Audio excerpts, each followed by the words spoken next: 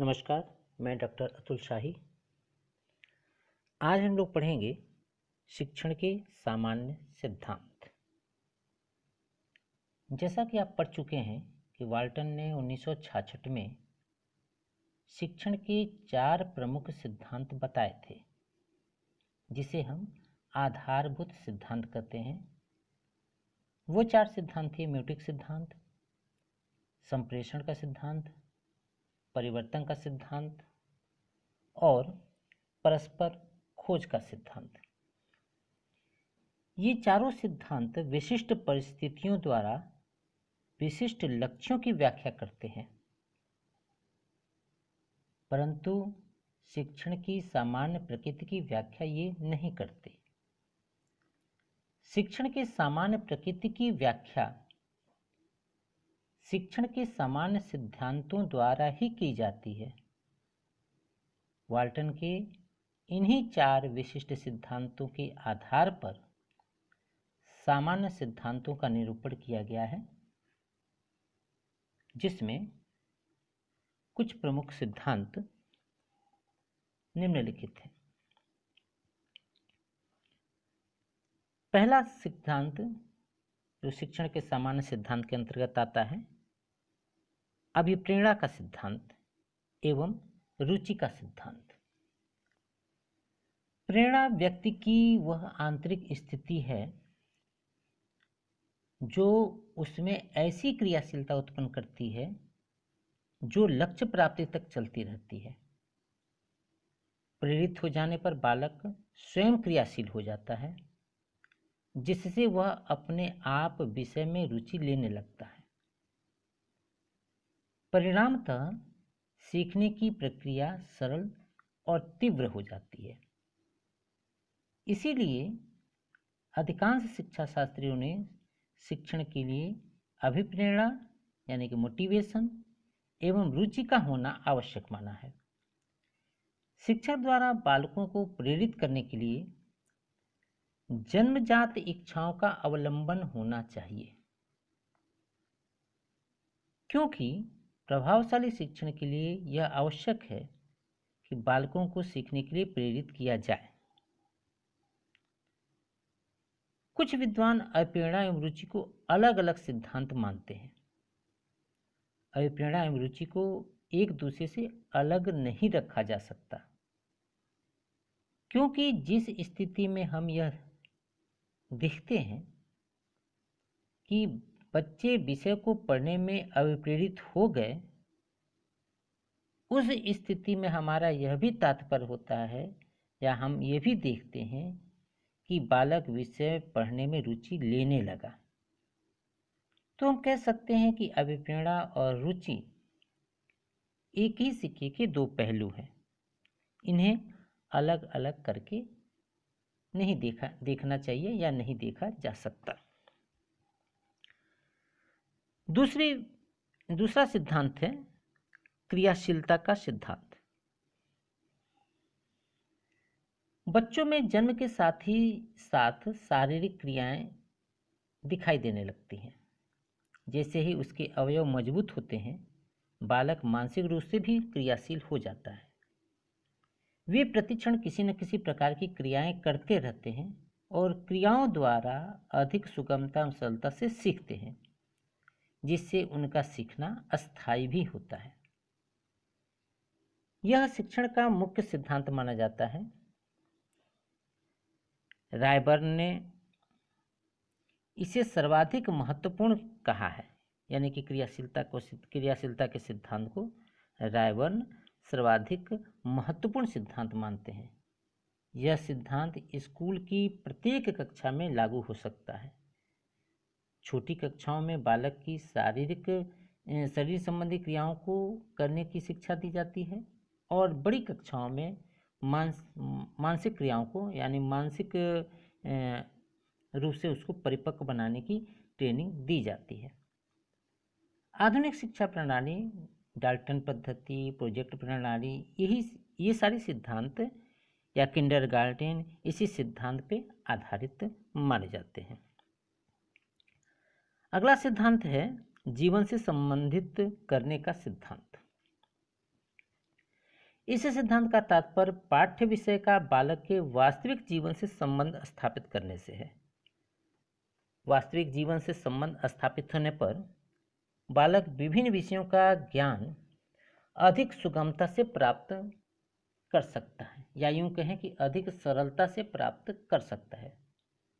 दूसरे शब्दों में बालक उन विषयों को सरलता से सीख लेते हैं जो उनके जीवन से संबंधित होते हैं। बालक उन विषयों में कोई रुचि नहीं लेती जिनका उनके जीवन से कोई संबंध नहीं होता। शिक्षा शास्त्रियों ने इस संबंध में जीवन को निरंतर अनुभव मानते हुए कहा कि हम जीवन में जो कुछ भी करते हैं उसका अतीत और भविष्य से संबंध होता है।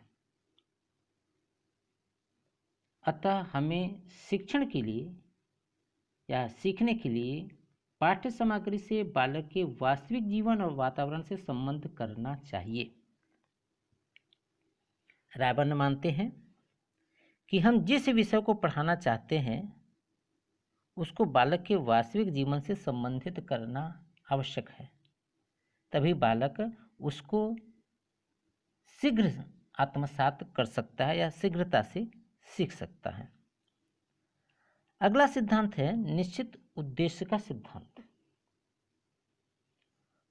निश्चित उद्देश्य का सिद्धांत को हम विषय सामग्री के चयन के सिद्धांत से भी जोड़ के देखते हैं। शिक्षण की सफलता इस बात पर निर्भर करती है कि शिक्षक प्रस्तुत की जाने वाली विषय सामग्री के लक्ष्यों को पहले से निर्धारित करते हैं अथवा नहीं। सफल शिक्षण के लिए शिक्षण करने से पूर्व ही शिक्षक को पढ़ाए जाने वाले विषय के उद्देश्य निश्चित कर लेने चाहिए और उन्हीं उद्देश्यों को दृष्टिगत रखते हुए, उन्हीं उद्देश्यों को ध्यान में रखते हुए पाठ्य सामग्रियों का भी चयन करना अनिवार्य होता है जिनका उद्देश्यों की प्राप्ति में विशेष योग होता है। वस्तुतः शिक्षण के उद्देश्य और विषय सामग्री के चयन परस्पर निर्भर होते हैं। अतः शिक्षक को शिक्षण करने से पूर्व पाठ का लक्ष्य प्राप्ति हेतु उचित सामग्री का यानी कि सहायक सामग्री का चयन करना चाहिए। यानी कि ये उद्देश्य और ये सहायक सामग्रियों का चयन एक साथ करना चाहिए, यानी ये एक दूसरे के पूरक माने जाते हैं। तभी पाठ का विकास सरलता से किया जा सकता है और यानी कि छात्र उस पाठ को सुगमतापूर्वक सीख सकते हैं या ग्रहण कर सकते हैं और साथ ही साथ शिक्षक सफलतापूर्वक अपना कार्य भी पूर्ण कर लेता है। यह एक महत्वपूर्ण सिद्धांत है। कौन सा? निश्चित उद्देश्य का सिद्धांत और विषय चयन का सिद्धांत। ये दोनों एक दूसरे के पूरक हैं। अगर उद्देश्य निर्धारित किया तो विषय का चयन भी उसी के अनुरूप करना होगा। नेक्स्ट सिद्धांत है नियोजन का सिद्धांत। कुछ शिक्षण नियोजन द्वारा ही संभव है। किसी भी पाठ को पढ़ाने से पूर्व यह निश्चित कर लेना चाहिए कि उसे क्या पढ़ाना है, किस विधि से पढ़ाना है, किस सहायक सामग्री का प्रयोग हम पढ़ाते समय करेंगे और संभावित समस्याओं को किस प्रकार दूर करने की कोशिश की जाएगी। ऐसा न करने पर शिक्षण काल में संकटपूर्ण परिस्थिति आ सकती है। परंतु नियोजन करने से यह तात्पर्य नहीं कि शिक्षक उनमें किसी भी प्रकार का परिवर्तन नहीं कर सकता। प्लानिंग करने के बाद परिस्थितिवश बीच में परिवर्तन संभव है या करना चाहिए। योजना शिक्षक के लिए सेविका के रूप में होनी चाहिए। शिक्षक परिस्थितियों की मांग के अनुसार परिवर्तन कर सके, इसके लिए योजना लचीली होनी चाहिए, फ्लेक्सिबल होनी चाहिए। नेक्स्ट हेडिंग है, सिद्धांत है विभाजन का सिद्धांत। किसी भी विषय को छात्र के समक्ष समग्र रूप से प्रस्तुत करना न तो संभव है और न ही वांछनीय। एक लेसन प्लान है, उसको समग्र रूप से यानी कि पूरे लेसन प्लान को एक कक्षा में नहीं प्रस्तुत किया जा सकता और उचित भी नहीं है। अतः पाठ्य सामग्री को क्रमानुसार प्रस्तुत करने के लिए कुछ यूनिट्स, जिसे हम सोपान कहते हैं, और कुछ लघु पद यानी कि स्मॉल स्टेप में विभाजित कर लेना चाहिए। विभाजन के पश्चात इन लघु पदों को इस प्रकार प्रस्तुत किया जाए कि एक पद दूसरे पद तक पहुंचा दे, यानी कि बीच में गैप न हो, तारतम्यता भंग न हो। दूसरे शब्दों में इन इकाइयों को क्रमबद्ध रूप से प्रस्तुत करना चाहिए। इस प्रकार प्रस्तुत पाठ बालक के लिए सुगम हो जाता है। जब हम पार्ट में पढ़ाएंगे, खंड खंड करके पढ़ाएंगे, स्टेप वाइज पढ़ाएंगे, तो बालक इससे आसानी से सीख भी लेंगे और शिक्षक के लिए भी आसान होगा किसी विषय वस्तु को ठीक से समझाने में। अन्यथा की स्थिति में फिर जटिलता ही आती है। शिक्षण के इस सिद्धांत के आधार पर आजकल व्यवस्थित शिक्षण, प्रोग्राम्ड इंस्ट्रक्शन की योजना तैयार की जाती है, जो शिक्षण का ही एक नवीन प्रयोग है। नेक्स्ट सिद्धांत है वैयक्तिक भिन्नता का सिद्धांत। शिक्षा मनोविज्ञान ने स्पष्ट कर दिया है कि कोई भी बालक एक समान नहीं होते, चाहे वह जुड़वा ही क्यों न हो। उनमें पर्याप्त भिन्नता होती है। भिन्नता उनकी रुचि में होती है, स्वभाव में होती है, बुद्धि में होती है। तो कोई बालक तीव्र गति से सीख लेता है तो कोई मंद गति से सीखता है भिन्नता के कारण। अतः सभी को समान समझना और उसके लिए एक समान शिक्षण विधि अपनाना अनुचित होता है। अतः शिक्षक को चाहिए कि यथासंभव बालकों की वैयक्तिक भिन्नता को ध्यान में रखकर शिक्षण करें। इस प्रकार के शिक्षण से सभी को लाभ होता है, यानी कि प्रतिभाशाली बालकों को भी, मंदबुद्धि बालकों को भी और फिर सामान्य बालकों को भी। तो शिक्षण पद्धति में, शिक्षा के सिद्धांत में वैयक्तिक भिन्नता बहुत ही महत्वपूर्ण कड़ी है। नेक्स्ट है सिद्धांत आवृत्ति का सिद्धांत। इस सिद्धांत का तात्पर्य पाठ के तथ्यों को बार बार दोहराने से है, रिवीजन से है। शिक्षाविदों के अनुसार अर्जित ज्ञान को अस्थायी बनाने के लिए रिवीजन आवश्यक है, दोहराना आवश्यक होता है। दोहराने से छात्र किसी भी विषय वस्तु को भली भांति समझ जाते हैं, या यूं कहें कि ज्ञान को आत्मसात कर लेते हैं। अन्यथा बालकों को कुछ भी याद नहीं रहता, शिक्षण से उसे कुछ लाभ नहीं हो पाता। अतः अभ्यास या रिवीजन अत्यंत आवश्यक होता है। अभ्यास तथा दोहराने की मात्रा पाठ पर निर्भर करती है। सरल पाठ के लिए कठिन और सरल पाठ के लिए कम और कठिन पाठ के लिए अधिक बार दोहराने की आवश्यकता होती है। यह शिक्षक के स्व निर्णय पर निर्भर करता है कि वह किस पाठ को किस मात्रा में दोहराने की आवश्यकता महसूस कर रहा है।